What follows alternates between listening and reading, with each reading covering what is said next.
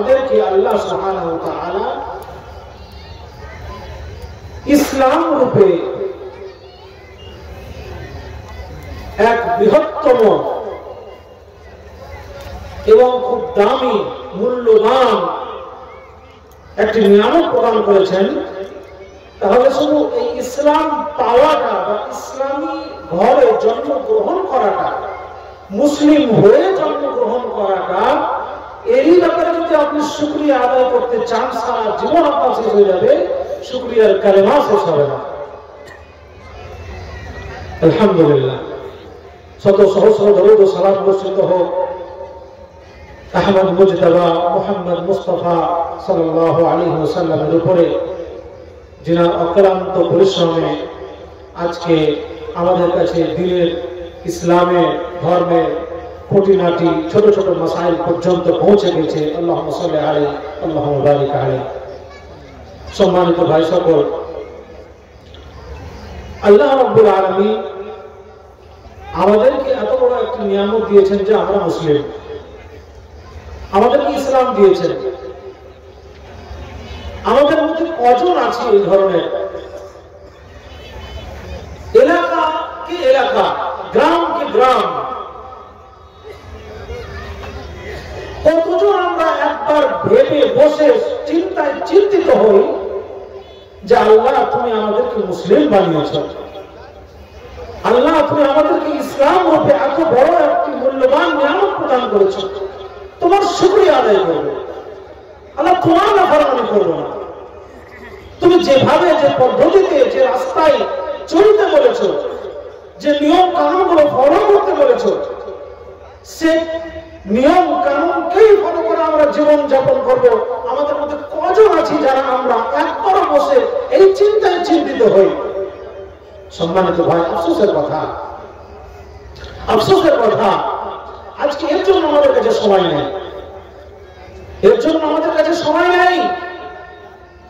দুনিয়া জাহানের যত রকমের কাজ, শয়তানের ওয়াসওয়াসায় লিপ্ত হয়ে আল্লাহর নাফরমানি করার যত রকমের কাজ হোক না কেন, মানুষকে ধোঁকা দেওয়া, কথা কথায় মিথ্যা কথা বলা, আল্লাহ রাব্বুল আলামিনের ধাওয়া করা, তার নাফরমানি করা, তার হুকুমের খেলাফওয়ার্জি করা, ইসলামের কথাকে ভুলে যাওয়া, নামাজকে ছেড়ে দেওয়া, ইসলামের সাথে বগজ হাসদ করা, তাকে ঘৃণা জানা, তাকে হেয় করা, এই সবগুলো কাজ আমরা অনেক করে থাকি এবং করতে পারি।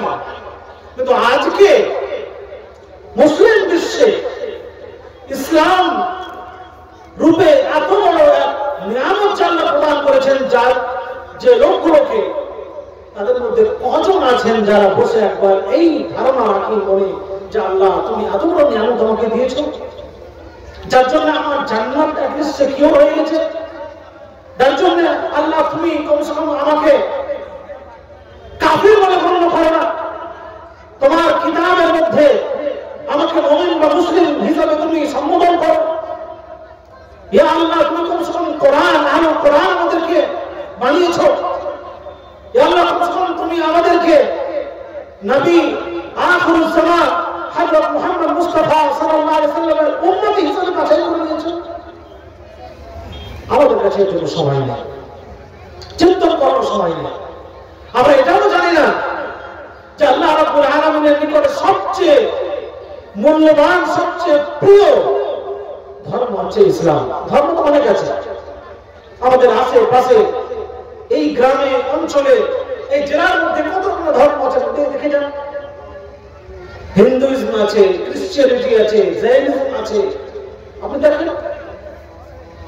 কিন্তু এতগুলো ধর্মের মধ্যে আপনার ধর্ম, আমার ধর্মকে আল্লাহ রাব্বুল আলামিন বাছাই করে নিয়েছেন। আল্লাহ বলছেন ইন্না দীনা ইনদাল্লাহিল ইসলাম। আল্লাহ রাব্বুল আলামিনের কাছে সবচেয়ে গুরুত্বপূর্ণ, সবচেয়ে মহত্বপূর্ণ, সবচেয়ে মূল্যবান, সবচেয়ে প্রিয় ধর্ম হচ্ছে ইসলাম। এই ইসলাম আমাদেরকে দিয়েছেন আল্লাহ রাব্বুল আলামিন। এবং ইসলামের পূর্বে আমাদের জীবন কেমন ছিল, মানুষের জীবন কেমন ছিল, ইসলাম আসার পরে জীবনে কি ধরনের রেভলিউশন এসেছে, কি ধরনের পার্থক্য আমাদের জীবনে এসেছে, কি ধরনের চেঞ্জিং এসেছে।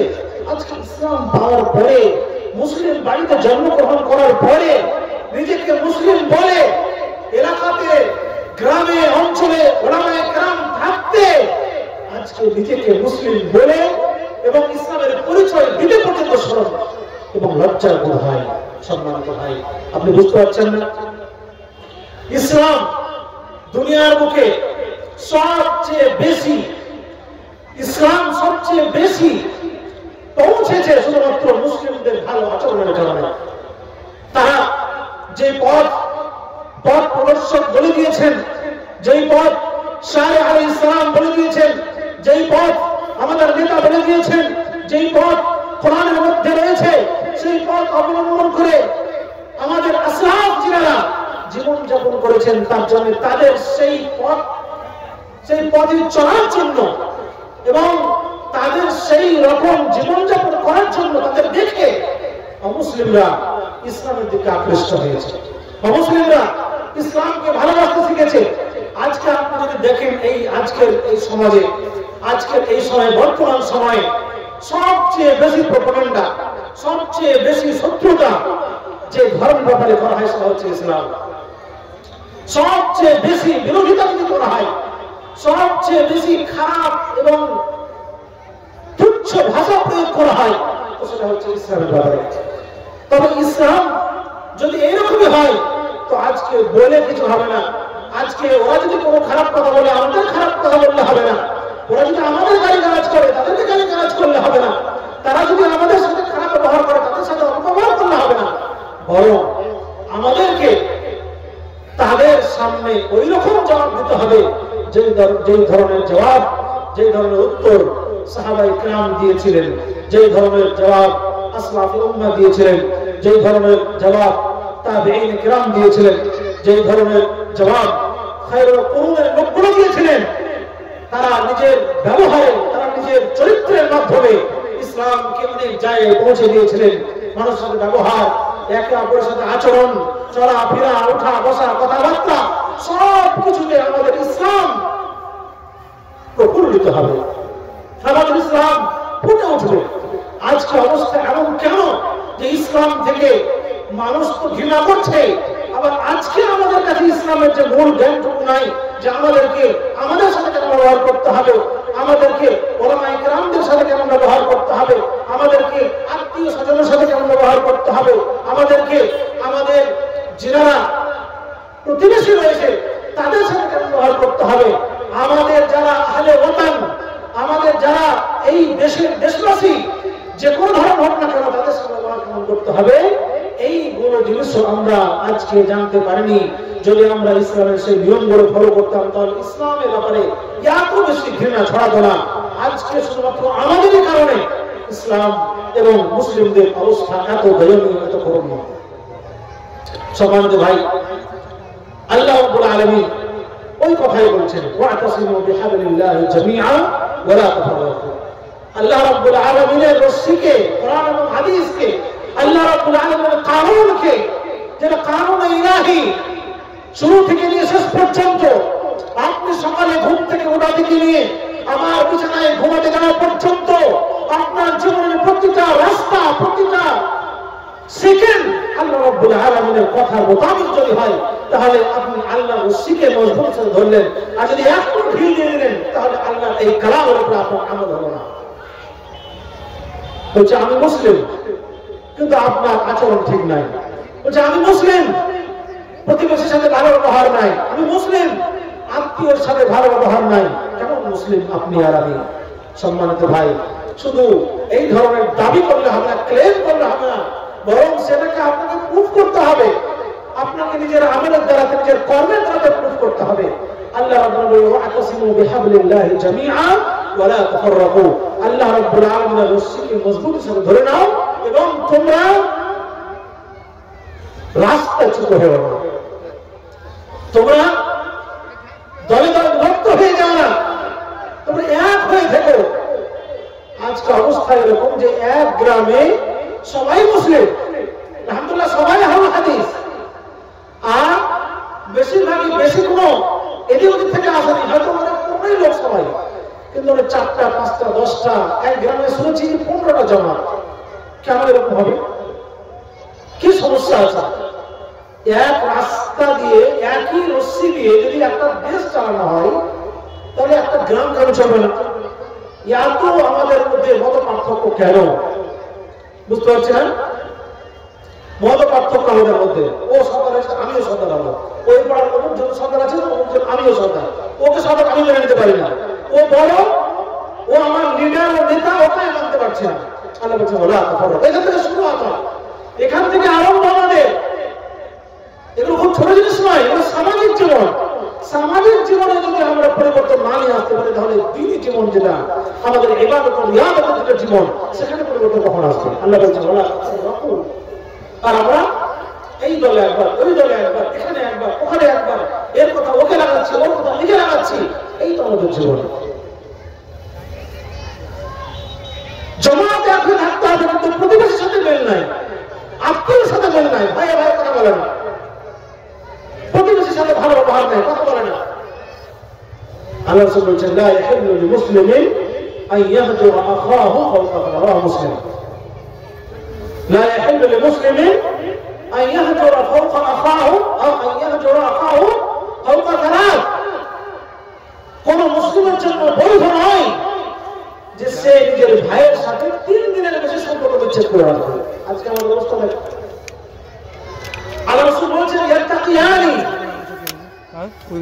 ওই দুজন মুসলিম, আমরা ভাই তো মুসলিম, এক মুসলিম আরেক মুসলিম ভাই আল্লাহ বানিয়েছেন। আমি বলছি আয়াতের মধ্যে আল্লাহ বলেছেন কেমন ভাই। তো ওই দুই ভাইয়ের কথা আল্লাহ রাসূল বলেছেন ইয়াত্তাকিয়ানি ফায়ুরিদু হাদা ওয়া ইউরিদু হাদা।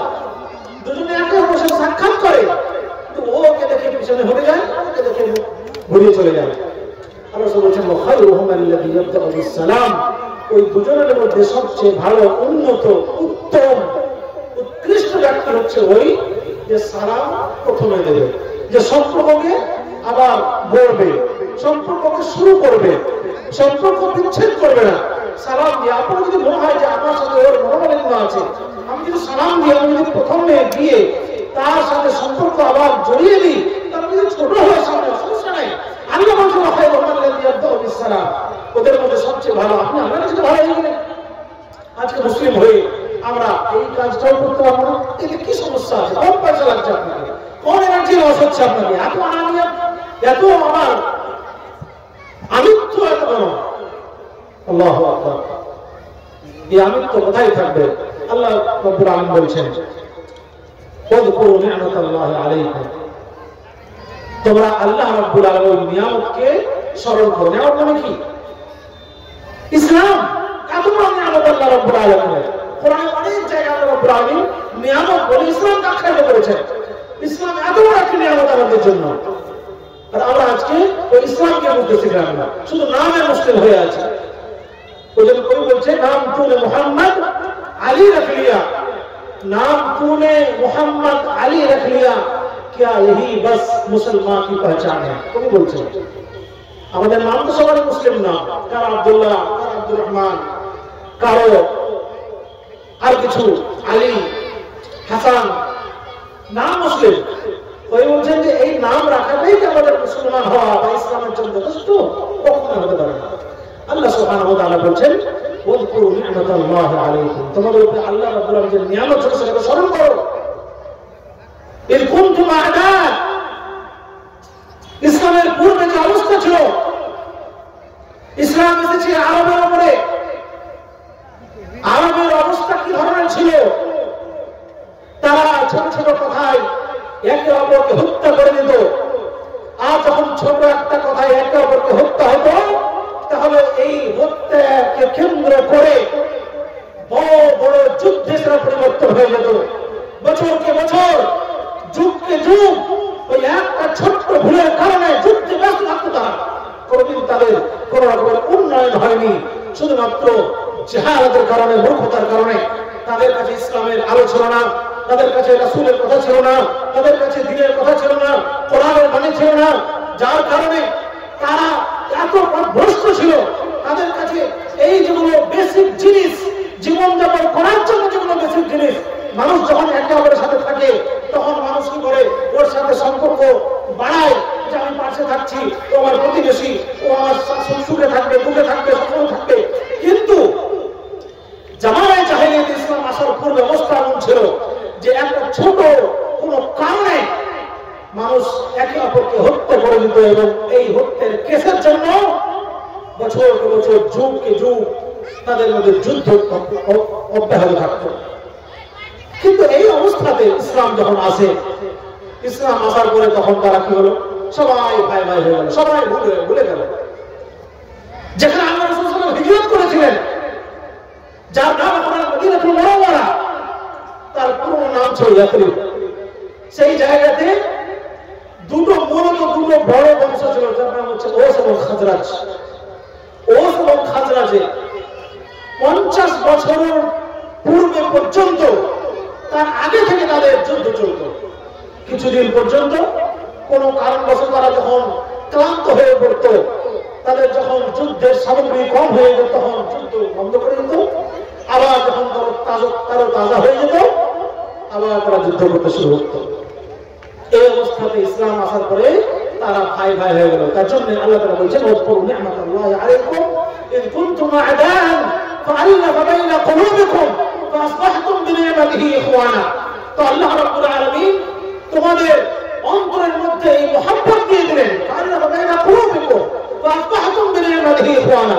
এই মহব্বত দিয়ে দেওয়ার কারণে, এই ইসলাম চলে আসার কারণে, নবীর কথার কারণে, আল্লাহর পক্ষ থেকে এই ধরনের তোমাদের মধ্যে ভালোবাসা দিয়ে দেওয়ার কারণে তোমরা সবাই একে অপরের ভাই হয়ে গেলে। তো এই যে ভাই হয়ে যাওয়া, আজকে আমরা করছি এক মুসলিম আরেক মুসলিমের ভাই। আজকে আমি এখানে ভারতবর্ষের ঝাড়খণ্ড রাজ্যের পাকুড় জেলার মহিলাপুর গ্রামে মধ্যমাত্রা গ্রামে বসে আমার কোন ভাইকে যদি অন্য কোন জায়গায় ফিলিস্তিন বা কোন জায়গাতে কোন কষ্ট হয়, তো আমার অন্তরে যে কষ্ট হয়, এটা কোথা থেকে এসছে? কি মনে করছেন এটা মানুষের দেওয়া নাকি? এটা আল্লাহ সুবহানাহু ওয়া তাআলার একমাত্র নিয়ামত। এটা আল্লাহর নিয়ামত। ৭,৫০০ মাইল দূরে যদি আমার কোন মুসলিম ভাই কোন কষ্ট পায়, আর যদি সেই কষ্ট আমিও আমার মনে সেটা অনুভব করি, তাহলে জেনে রাখতে হবে যে এই মহব্বতটুকু কে দিয়েছেন? আল্লাহ সুবহানাহু ওয়া তাআলা দিয়েছেন। আল্লাহ বলেছেন, ফাসবাহতুম বিনি'মাতিহি ইখওয়ানা। আজকে আমাদের অবস্থা দেখেন তো, সবাই ভাই ভাই হওয়া সত্ত্বেও প্রতিবেশী ভাই, আত্মীয় স্বজন সব ভাই, মামা, খালা, দাদা, আব্বা, আম্মা, এত আত্মীয় স্বজন সব, আজকে এত বেশি দূরত্ব কেন? আজকে ইসলাম থেকে এত আমাদের দূরত্ব কেন? ইসলামের তালিমাতকে, ইসলামের সমাজকে, ইসলামের শিক্ষা সমূহকে কোথায় ফেলে গেছি আমরা? আজকে আমাদের অবস্থা এরকম যে আমরা চেয়েও ইসলামের কাছে আসতে পারছি না। যুগ, শয়তান আমাদের পিছনে লেগেই আছে। কখন তাকে ভ্রষ্ট করবো, কখন তাকে তার মূল নিয়ামত থেকে, মূল ধর্ম থেকে, মূল তার বুনিয়াদ থেকে তাকে হটিয়ে রাখবো, সরিয়ে রাখবো, এর সব সময় সাজিশ চলছে, সব সময় এর পিছনে লেগে আছে ও। কিন্তু আমরা আল্লাহর বান্দা, আমরা ইসলামকে পেয়েছি, আমরা ইসলাম ধর্মকে পেয়েছি। এত বড় নিয়ামত পাওয়া সত্ত্বেও যদি আমাদের মধ্যে এই ধরনের চেতনা না আসে যে আল্লাহ আমাদেরকে এত বড় একটা নিয়ামত দিয়েছেন, আর আমরা এই খবর করতে জানলাম না। আল্লাহ তাআলা বলছেন, ওয়া ইয়াবতাগি গায়রাল ইসলামি দীনান ফালা ইউকবাল মিন। কোন ব্যক্তি যদি দ্বীন রূপে ইসলাম ছাড়া অন্য কোন দ্বীনকে চায়, তার অন্তরে যদি এই ধরনের চাওয়া পাওয়া থাকে, তাহলে আল্লাহ বলছেন, ফালা ইউকবাল মিন, কখনো হরগিজ তার কাছ থেকে কবুল করা হবে না। মানে আমাদেরকে ইসলাম আমরা পেয়েছি, ইসলামের মধ্যেই থাকতে হবে। যারা ইসলামকে পায়নি তারাও চেষ্টা করুক যে তারা যেন ইসলামকে পায়, বা ইসলাম নামে এই নিয়ামত তারাও গ্রহণ করতে পারে। এই অবস্থাতে আমাদেরকে চেষ্টা করতে হবে যে আমাদের চলাফেরা, আমাদের উঠা বসা, আমাদের ব্যবহার আচরণ এত উচ্চ মানের হোক, যেখানে আমাদের কোন জায়গাতে যেন ইসলাম ছাড়া না হয়। আমাদের কথাবার্তা, আমাদের চরিত্র যেন ইসলাম ছাড়া না হয়, যাতে আমাদের এই নিয়ামত যেটা আল্লাহ তাআলা দিয়েছেন, এই নিয়ামতকে যেন আমরা স্মরণ করে রাখতে পারি। এর প্রচেষ্টা সবসময় থাকতে হবে। আমরা অনেক কিছু করি, আমরা অনেক কিছু জানি। আজকে বলা হচ্ছে যে এটা ইসলাম বিপরীত কাজ, এটা করিয়েন না, এটা ইসলাম বিপরীত কাজ, এটা করবেন না। শয়তানে লেগে আছে আমাদেরকে আমাদের বিরুদ্ধে, যে আমরা সেগুলোকে ছাড়তে পারছি না। ইসলামী মাহফিল হচ্ছে, এত সুন্দর কোরআন এবং হাদিসের কথা বলা হচ্ছে, এত বড় গ্রাম মাত্র কয়েকটি লোক এখানে এসে বসে আল্লাহর ওয়াস্তে নেকির উদ্দেশ্যে কোরআন এবং হাদিসের কথা শুনছে। আর বাকি সব কোথায়? যেখানে শয়তান আছে, যেখানে শয়তানের ওয়াসওয়াসা আছে, যেখানে আল্লাহর নাফরমানি আছে, যেখানে আল্লাহ সুবহানাহু ওয়া তাআলার মাসিয়াত আছে, যেখানে আল্লাহকে নারাজ করার রাস্তা আছে, সেখানে তারা রয়েছে। কেন এখনো পর্যন্ত আমাদের অন্তরের মধ্যে কথাগুলো ঢুকে না বা বসে না, জায়গা করে নেয় না, যে যেখানে আল্লাহ রাব্বুল নারাজ হবে ওখানে যেতে হবে না, যেখানে আল্লাহ রাব্বুল রাজি খুশি হবেন সেখানে যেতে হবে। আপনি ইসলামী মাহফিলে যেতে পারবেন না, যান না, অসুবিধা নাই। ওখানে কেন যাচ্ছেন যেখানে সময় বরবাদ করে, পয়সা বরবাদ করে, শুধুমাত্র আল্লাহকে নারাজ করতে, আল্লাহকে নারাজ করার জন্য, আল্লাহকে নাখুশ করার জন্য? আজকে আমরা যদি এই ছোট ছোট কথাগুলো না বুঝতে পারি, তাহলে ইসলাম রূপে এই নিয়ামত পেয়ে আমাদের খিলাফ, এর থেকে বড় মাহরুমি, এর থেকে বড় বদকিসমতি, খারাপ ভাগ্য আর কিছু নাই। আজকে জালসা করা পাপ ধরনের একটা হয়ে গেছে। জালসা হচ্ছে, কোন রকমের কোন পরিবর্তন জীবনে নাই, এত রাজবসে হচ্ছে, কোন পরিবর্তন নাই। যদি প্রত্যেকটা জালসায় বিশ্বাস রাখেন আপনারা, প্রত্যেকটা জালসায় যদি 5 জন করে নিজের জীবনে পরিবর্তন নিয়ে আসে, প্রত্যেকটা ইসলামী সভার নতিজা স্বরূপ, রেজাল্ট স্বরূপ যদি 5 জন করে আল্লাহর বান্দা তাদের জীবনে পরিবর্তন নিয়ে আসে, তাহলে 1 বছর পরে পরে প্রত্যেকটা মসজিদ তলা করতে হবে, তলা করতে হবে। আজকে আমাদের অবস্থা কোন জায়গায় পৌঁছে গেছে, কোন পর্যায়ে আমরা পৌঁছে গেছি একবার ভাববেন। আমাদের অবস্থা এখন যদি পরিবর্তন আমরা না করতে পারি, আমাদের অবস্থা যদি আজকে আমরা পরিবর্তন না করতে পারি, তাহলে ওই অবস্থায় হবে যে অবস্থা অন্যান্য কওমের হয়েছে। আজকে আমরা যদি কোরআনকে না মানি, তার মোতাবেক যদি আমল না করি, তাহলে অবস্থা এরকম হবে যে এরকম অবস্থা এর আগে কওমে আদ, কওমে সামূদ, কওমে লূত হয়েছে। সম্মানিত ভাই, সময় আর নেই, সময় শেষ। আল্লাহ সুবহানাহু ওয়া তাআলার কাছে আমি শেষে দোয়া করি যে আল্লাহ রাব্বুল আলামিন আমাদের সবাইকে যেন যা কিছু আমরা শুনি, কোরআনের কথা শুনি, হাদিসের কথা শুনি, ইসলামের কথা শুনি, তার মোতাবেক কামা হাক্কা যতটা পারি হাসান ইস্তিতাআত ক্ষমতা অনুযায়ী আমল করার জন্য তৌফিক দান করেন। আমিন। ওয়া আখিরু দাওয়ানা আলহামদুলিল্লাহি রাব্বিল আলামিন। আসসালামু আলাইকুম ওয়া রাহমাতুল্লাহি ওয়া বারাকাতুহু।